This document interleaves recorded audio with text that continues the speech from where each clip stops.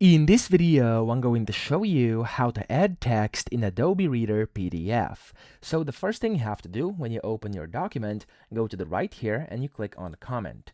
In here, there's really two options which are the best to adding text. So you can go and click on this one up here, which is going to add a text comment. So click on it and then click anywhere and you can just start typing whatever you want like this. You can even highlight your text. So if you go in here, you can highlight it, and up here you can change fonts. You'll be able to change your size of your text like this. You can change colors, you can change different spacings over here, etc. Okay, that's the first way. And the second one is this one. So it's the text box, and this is like a box, so you can just put it anywhere. For example, over here, draw it, and again you can start typing in whatever you want. You can again change colors, you can make it bold, italic, underline, whatever, and of course you can go ahead and basically format this however you want. So that's how to add text. I hope this video helped you out. If it did, please subscribe to the channel and help me out as well.